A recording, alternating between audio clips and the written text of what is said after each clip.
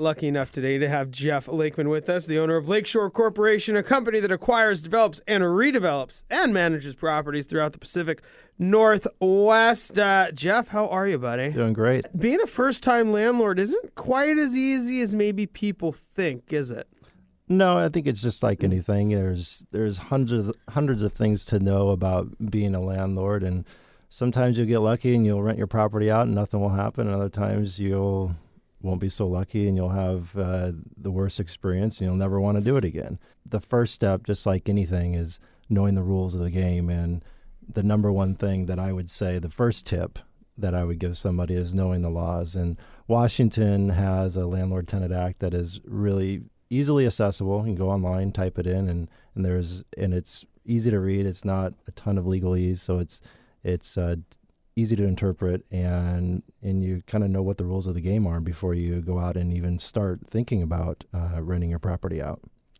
So then, if you've determined that this is something you want to do, are there tips that really help then maybe fill the home, fill the vacancy? I mean, if you decide that, I read the 50 pages, I'm on board with that, I get it, I'm going to go do it. I mean, what are some tips that you have then to actually help people, I suppose, be a landlord rather than just a vacant property owner? Well, the first tip is understanding your marketplace. So you can go online and find out what the rental range is pretty easily, especially in this area. And so let's say the rents are ranging for a similar home as yours between $1,500 to $1,800 a month. We would always recommend staying on the lower end of that because you're going to rent it out faster and you typically will get a better tenant. If you're pushing the higher end of that range, it's going to sit longer. And again, every day it's vacant costs you money. So it's not like selling a home.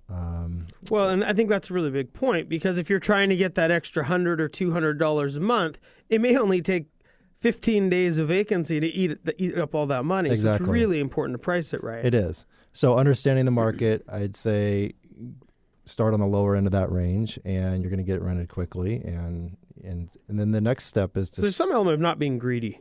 Yes. Well, it's not necessarily greedy. It's just being smarter about, having a good tenant in there, that somebody that... We've found people that push the higher end of that market range maybe have had some credit issues, so they're willing to pay a little more, or maybe they have a roommate, or maybe it's just a little messier deal.